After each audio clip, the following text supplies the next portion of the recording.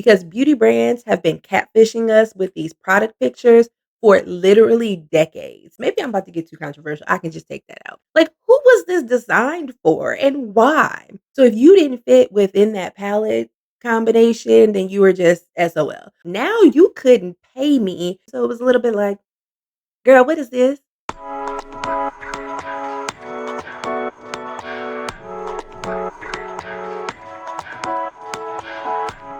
I've been vlogging since 2016. Yes, Beauty Guru 2016. And in that time frame, I cannot tell you how many launches have gone and passed.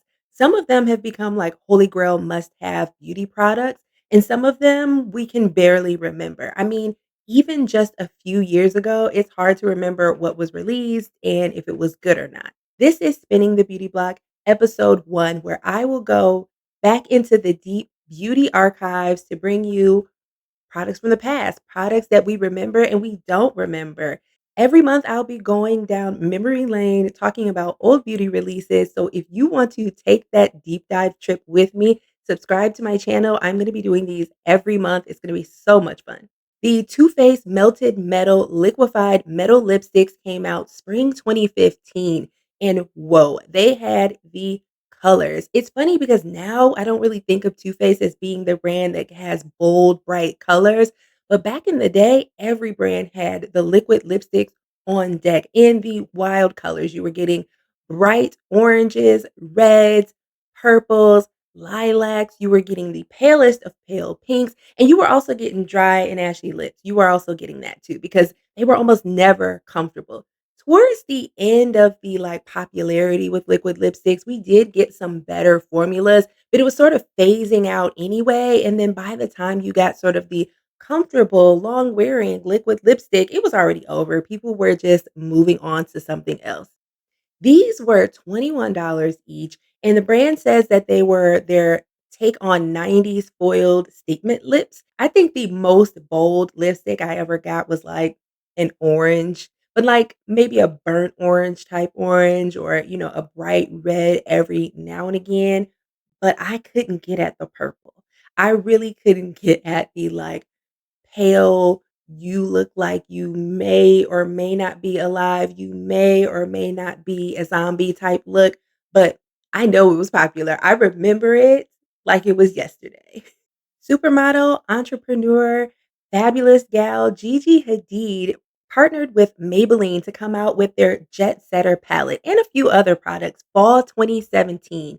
This palette was $30 and featured 2 lip balms, 4 eyeshadows, 1 highlighter, and 1 matte bronzer and 2 concealers. It was a little mixed bag of everything in one palette. You also got a mini mascara and 2 brushes to sort of like help you apply them.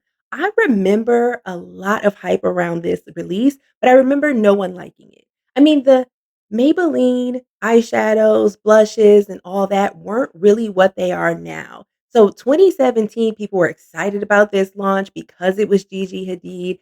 There were lipsticks that were also launched later too. This was just a really big popular launch. But once everyone got their palette, it just became kind of underwhelming. I specifically remember a lot of like excitement and then not so excitement about it.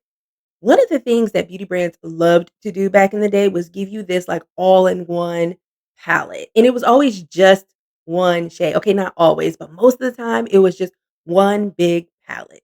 That's it. So if you didn't fit within that palette combination, then you were just SOL. Whether you were very fair skinned or very dark skinned, you were just going to get where you were going to get and you couldn't throw a fit. I went back in the Wayback Machine, saw some old blog posts and some old videos, and it was just giving powdery, really. It wasn't giving anything special, but, you know, we live and we learn, kind of, hopefully. Are we living and we learning? Are the brands learning? I don't know, child. I don't know. You know who really came through for the girls, though? BH Cosmetics and their It's My Raye collab came through for the girlies. This was fall, winter 2017, where YouTuber and like OG Raye Boyce came out with the It's My Raye collection. There was a lot going on in this collection. There was like lipsticks, there were brushes, there were some glosses, I think, too. But the main event was this palette. I'm just looking at it right now, I'm just like, "I miss this palette so much." I remember how important this collection and launch was for the brown skin girls. It was just so important. It came with a 15 shade matte and shimmer shadow, so, like, eyeshadow palette. It also came with 3 highlighters, the highlighters were really important back then, and 3 contours. I miss BH Cosmetics. I know that they're still hanging in there, but they just had such a vibrancy, and I was such a fan of their products, and it seems like they're trying to come back. They may be able to come back a little bit, but you really haven't heard much from them. But this collab was iconic. It's an if you know type of thing. Especially back then, 2017, we needed these collabs. We needed more of these collabs because it really gave the brown skin girls what we needed. Yeah. You know who always gets away with having subpar eyeshadow palettes? Fenty Beauty. Yeah, I said it. Fenty Beauty has never really had good eyeshadows, and it's okay. I'm okay with that. We're all okay with that. I feel like we have a silent agreement amongst the beauty community that Fenty Beauty is not gonna give you eyeshadow tea, but it's okay because they have such a great lineup everywhere else. There's a lot of different things that Fenty has done with eyeshadows, and some have been mid at best, but that first eyeshadow palette that they came out with, fall 2017, was the Fenty Beauty Galaxy palette, and really what it was a bunch of eyeshadow toppers, a bunch of light, pretty eyeshadow toppers. I remember when it first came out, everyone was super excited about what this eyeshadow palette was gonna be. I think no one expected it to be all shimmer shades, and this sort of predates the time where eyeshadow toppers were really a thing.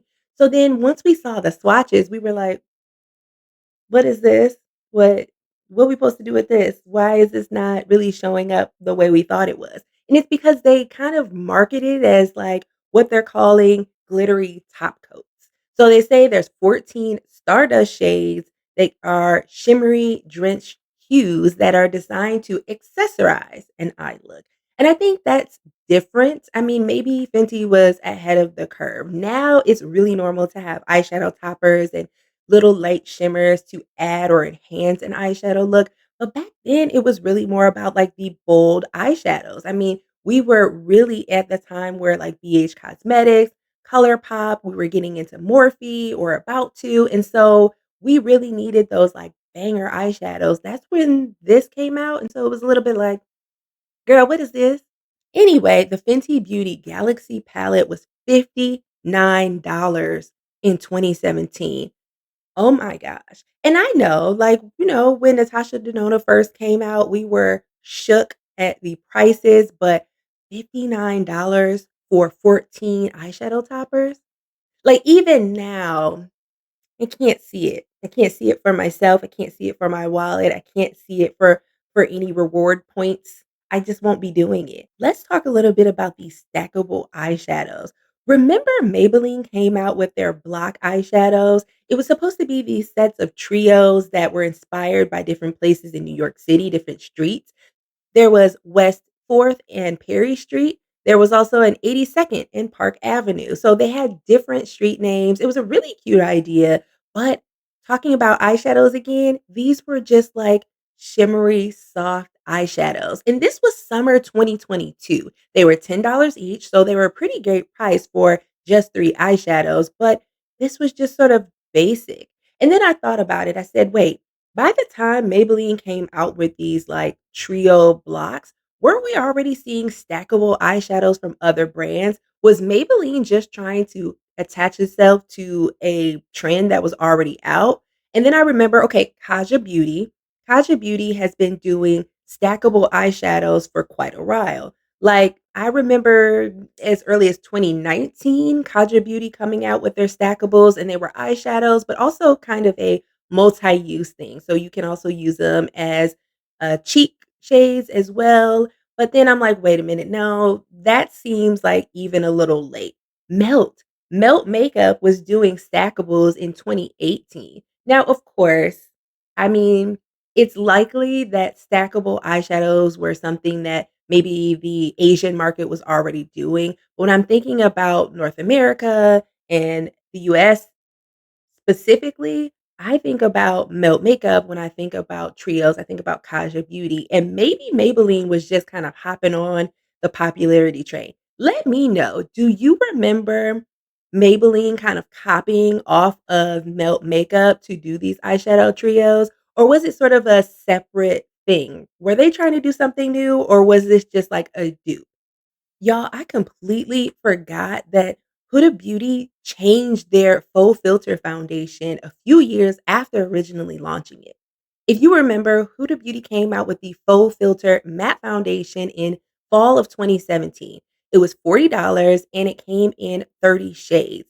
It was viral, really. It was very high pigment, it was full coverage, but it was also so matte that a lot of beauties found it to be very drying, like too drying, uncomfortably drying, like to the point where you felt like you had makeup on. So Huda Beauty decided to re-release really their full filter matte foundation as a luminous matte foundation in 2021. So the price changed a little bit from 40 to $42 early 2021, and they decided to change up the formula a little bit to make it more comfortable. So it became a Lumi matte foundation, and they say that they removed the fragrance, they removed an ingredient that was making it non-comedogenic, and they also made it more of a natural finish, what they call a Lumi matte finish. It's so interesting because we have brands releasing Lumi matte foundations now. Maybe Huda Beauty was really ahead of their time, or maybe they just wanted to have another way to say it's a natural finish foundation.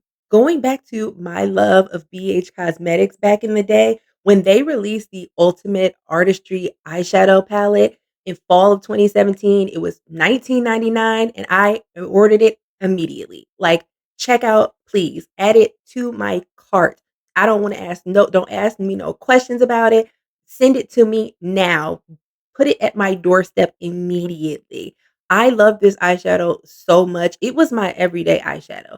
I ended up depotting a lot of the shades and creating like a neutral everyday palette and then a palette that had like a lot of pops of colors. It was so good. This was back in the day where you could have big palettes like that, like 40 shade palettes, and people just loved it. Obviously, Morphe is very known for having those bigger eyeshadow palettes, but I also remember Lorac used to do so many big eyeshadow palettes. I had a few of them, and so it was so normal. Now you couldn't pay me to have a big 40 pan eyeshadow palette. First of all, what drawer is it going in? It's taking up too much space. No one really like loves to have big palettes. Now it's more about like highly pigmented 12, 14, maybe 16 shades. But back in the day, having a big palette with every shade you need was it. Did you have a 40 shade eyeshadow palette or not? Because if you didn't, you really weren't a beauty girl. Do y'all remember when beauty brands were releasing the exact same six pan highlighter palette? It was a lot. It was almost like they were going palette for palette out here. This is the Colourpop Give Me More six pan eyeshadow, nope, highlighter palette. It was released around 2017, summer 2017, and it was $18. I remember this highlighter palette because it was sort of at the tail end of the whole six pan highlighter sort of craze. But because Colourpop wanted to get in on it and the beauties love Colourpop, I feel like they were just like, okay, we're going to release our own. This really came from the love and really like virality of the ABH x Nicole Guerrero spring 2017 release of their collaboration palette. It was beautiful and it felt like immediately it was duped. I remember grabbing a few of the other dupes because I loved the collaboration palette with ABH, but I also like knew that the dupes were super popular, so I bought those too. Sephora Collection came out with their Illuminate palette. It was $28. And then also Bad Habit. Y'all remember Bad Habit Beauty? Bad Habit came out with their Rose highlight palette for $10. And then you had the Colourpop. So there was like 4 different highlight palettes that were essentially the same palette. I remember doing an entire blog post on the ABH collaboration palette with Nicole and the Bad Habit and the Sephora collection palette. And I remember saying to myself and writing in that blog post, that's probably 404 by now, but I remember saying in that they really were pretty much the same quality. I remember the ABH being a little bit finer and smoother, but I definitely remember the Sephora and Bad Habit being pretty much the same. Which one of these palettes did you have? I know you all had at least one of them, right? These were supposed to be palm-sized palettes that had everything you need to touch up your makeup throughout the day. They initially released like 4 to 6 shades, and it looks like they ended up expanding that to like 15 or so palettes. It was $46, and it really had what Bobby called the best corrector, creamy concealer, a skin foundation stick shade, sheer finishing powder. It had literally everything you need to touch up your makeup. I wanted to add this in here because even though I couldn't afford it at the time, I recognized how important it was to have something like this. At this time, fall 2014, who was really coming out with inclusive shades? It was really hard to find. This is just sort of proof that, like, the idea that 10 years ago it was so different and that it was hard to be inclusive is sort of selective. Like, even I have selective memory about how brands chose to include brown skin, dark skin shades, and how some brands just chose not to. You know who also kind of came through on the shades? Sephora collection. Sephora released their Bright Future Gel Serum Concealers summer 2015. They were $14. They had 20 shades. This was supposed to be a gel cream concealer. It's supposed to be quick so that you can do correction, and it came out with some correction shades as well. It's supposed to cover discoloration, and it was sort of an all-in-one, could use everywhere kind of concealer.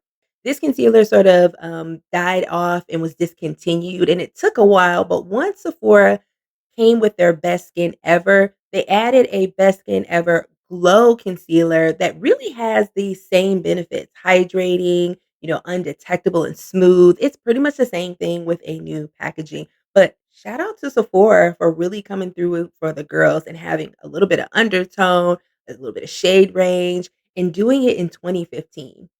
Y'all let me know though. Am I giving Sephora too much credit for summer 2015 coming out with 20 shades of concealer? This is iconic. Mac and the first Patrick Star collab was everything. This setting powder specifically, I remember loving to the point where I was really hoarding it because I knew that it was limited edition. I reviewed this as well. Again, it's probably not still on the blog, but I remember reviewing this for the first time and being just shocked at just how smooth and beautiful the powder was. This was supposed to be a colorless, ultrafine powder that could be used to set makeup on the face or on the body. The inspiration may have come from like the Coty Airspun powder. I know I am a huge fan of the Dermablend setting powder. There are certain powders that we just know are staples in the beauty community, and we may or may not always be using them today. I still use my Dermablend powder, but this is really where you start to see that like Patrick Star was thinking about makeup as artistry, longevity, smoothness, blurred, all of that stuff. Let me know, were you a loose powder babe or were you doing pressed powders, and which ones were your favorite? Oh, Dr. Jart. I remember this and I was annoyed when it came out because I even felt like in 2022 that we should have already been past this. Dr. Jart came out with their premium BB tinted moisturizer. It had niacinamide in it, has because it's still being sold today, niacinamide and SPF 40. This came out in 4 shades. They have added a whopping 2 shades since then. So as of 2025, you've got 6 shades to choose from. And I just am annoyed by this. Like, in all of this time, you couldn't have improved the formula at all, especially if you're going to get into sort of makeup with skincare products. Like, why haven't you done better than this? It's just like annoying. Dr. Jart has a lot of really great products, but if you're gonna come out with a CC, like, please come correct in 2025, or at least you should have expanded it much further than you have. I mean, we have popular beauty brands right now releasing tinted sunscreens and things like that in 10 shades, 12 shades. Remember when Pure Cosmetics came out with 100 shades of a foundation. Let me go find that. I'll add that in the next video because that was wild, a wild time. Anyway, going back to the BB creams and the tinted moisturizers, coming out with 4 shades in 2022 and then 3 years later, all you've added is 2 additional shades is just nasty work. Let's just move on. Everyone's favorite beauty brand, Tarte Cosmetics. They came out with the Showstopper Clay Palette. I remembered this launch and I remember thinking about it in conjunction with like some of their other palettes. And just remember how dusty these palettes used to be. And maybe that's rude, but they were dusty. But like even the highlight was shown, and I'll show it here, was a champagne pink, they called it. It was so fair that even a fair skinned person, it looked like it wasn't working on. Like, who was this designed for and why? I remember the beauties being like, okay about this palette. Some beauties were just like all over it because I do remember that Tarte's eyeshadows had a little bit better pigmentation than the drugstore. Remember, a drugstore used to have really bad eyeshadows. Like, you couldn't get no pigment out of them at all. And so when Tarte came along, I understand why it became such a popular brand because it gave a little bit more pigment than what you were getting at the drugstore, which would then justify a $38 price point. This limited edition palette came out summer 2015, and I could see how fair skin to light skin would like something like this, where you got an all in one, you got a really pretty blush shade, which it is a pretty blush shade. And Tarte does really great with their blush shades. They're always really beautiful. I remember liking a lot of their Amazonian clay blushes, but it makes sense why this was like popular, but we've come a really far way now. And if I remember correctly, Tarte still hasn't changed a lot of their formula. It's still not more pigmented. So even though it was a standout then, it's sort of fallen by the wayside now because now we get really pigmented eyeshadows from brands that are inexpensive. The drugstore has upped the game with the way they do their eyeshadows too. So it's not something that anybody's checking for. As a matter of fact, I don't remember anybody talking about a clay palette, an Amazonian eyeshadow clay palette in a long time. But maybe that's also because Tarte continually is just in controversy. That could be it too. Look, we should just get this out of the way now. These face palettes, contour palettes were trash. Like trash. Like I don't even care if they were good quality. They were just trash because you were getting one palette that worked for a narrow scope of people. This was the Too Faced Cocoa Contour Chiseled to Perfection palette. It was released in early 2015 and it was $40. So, this was supposed to be their take on two contouring, one matte, one luminous highlighter, and sort of a convenient, cute kabuki brush setup. Who is this working for? What really stands out here for me is the fact that these shades only can work for a very limited shade range, maybe 2 to 4 shades of light. You couldn't even be medium in any shade range for this to work. Fair to light is as best as you are going to get with this sort of palette. It's also funny too because I went back into the wayback machine of the interwebs to find different photos of this, and every single photo is completely different. Brands used to and still do love to catfish us when it comes to these product photos. There's product photos where this looks very, very light. There are product photos from Sephora, old product photos that make it look way deeper than it really was. There's old product photos that I found from, I think, Cult Beauty or Beautylish. I can't remember. There are old product photos that I found from another retailer that have it looking completely warm. This was just all over the place. And you know what? At the end of the day, the swatches looked very fair. Fair skin to light was the max you could be to make this work. I know that Too Faced changed a lot towards the end of their hype, thanks to the legend Jackie Aina and the outcry for having better shades. But Too Faced used to be with I miss artist forward brands like Artist Couture. If you don't know, Mac Daddy, or better known as Angel Marino, is a celebrity makeup artist who started their own brand. They were very popular on social media and on YouTube, started their own brand that was really artistry focused. I think that Artist Couture was sort of ahead of its time. Spring 2020, the brand came out with their Supreme News eyeshadow palette and pressed pigment palette and a bunch of lipsticks. And this was just such a beautiful collection. Everyone that tried it raved about how beautiful the shades were, how they were able to make different beautiful looks with it. I love artistry focused brands. Even though I'm not a makeup artist myself, I just think that those brands have an attention to quality that you don't necessarily see with other brands. They were ahead of the curve of what we now see with, say, Patrick Ta and what we see with Makeup by Mario. Of course, they were known for doing like lots of celebrities, but so is Angel Marino. I know this brand still does exist. There are a few things on the website, but I know it just hasn't had the same sort of like hype that it used to. I used to have an Artist Couture highlighter. If I have a picture still, I'll insert it, and I loved that highlighter down, okay? It was my favorite. This is just so nostalgic. Maybe the brand will be coming back soon. Let me know. Have you heard anything about Artist Couture coming back and releasing new products? Speaking of MAC, we need to talk about MAC and the Rihanna collections. Oh my gosh, these were everywhere. Like you weren't that girl unless you had something from this collection.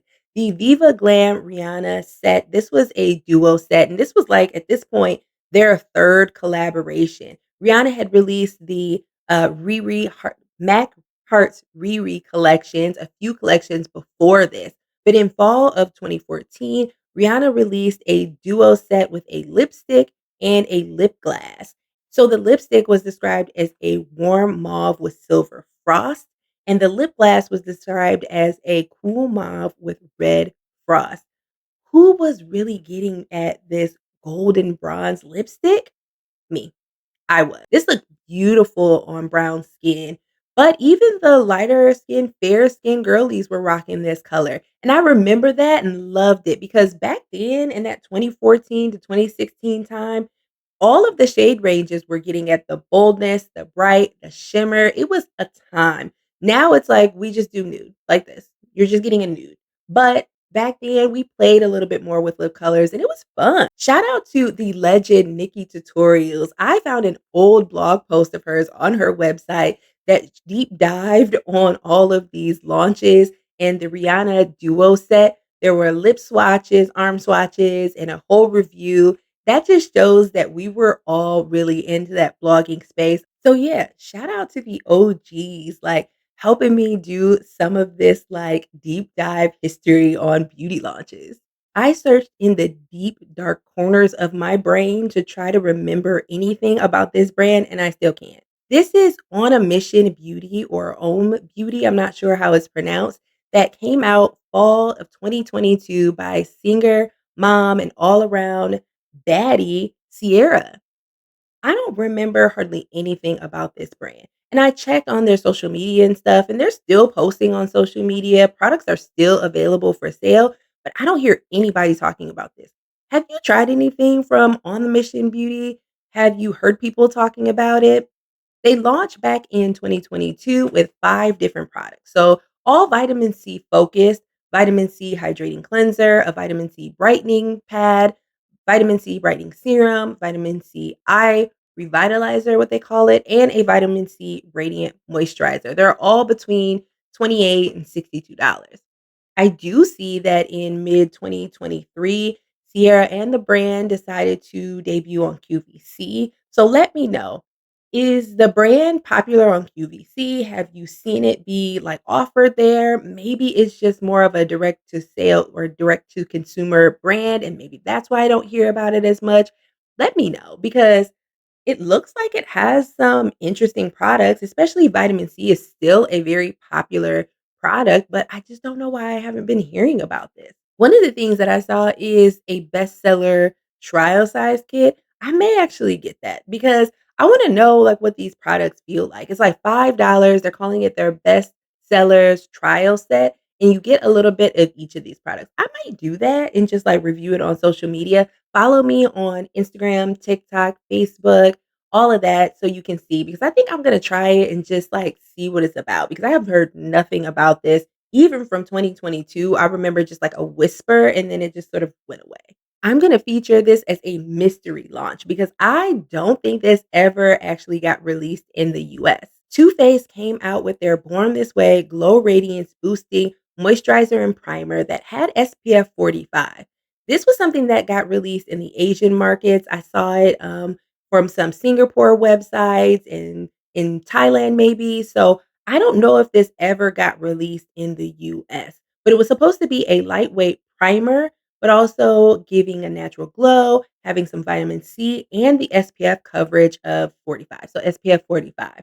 Do you ever remember this coming out in the US or North America? Or was this something that just beauties in other parts of the world were talking about? It looked like it was going to be a very beautiful product. I have some pictures I'll show you, and you can tell it was going to have that little skin tone, beigey sort of tone to it. So who's to say it would work or not work for a deeper skin tone like mine? But it is interesting that they were coming out with a product that was a mix of a moisturizer and a primer and an SPF, which is so popular now. It's really interesting because if this product was going to come out years ago, it really would have been ahead of the curve. What were your favorite beauty products from back in the day? Let me know. I'm going to continue to search the deep, dark depths of the internet and my own beauty archive to bring you some of these launches so we can talk about them, so we can kiki about them. This was so much fun to actually film.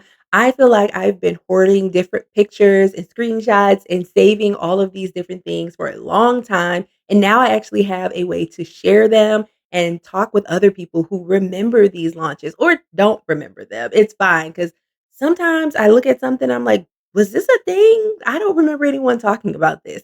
This is going to be a new series for me. Every month, come back to Nubelease on YouTube so that you can see what I'm talking about from the Wayback Machine. This was Spinning the Beauty Block, episode 1. Check out the website and join Nubelease here on YouTube and on my social medias, and I will see you next time. That was fun and also scary. Uh, I hope someone besides my mother watches the video.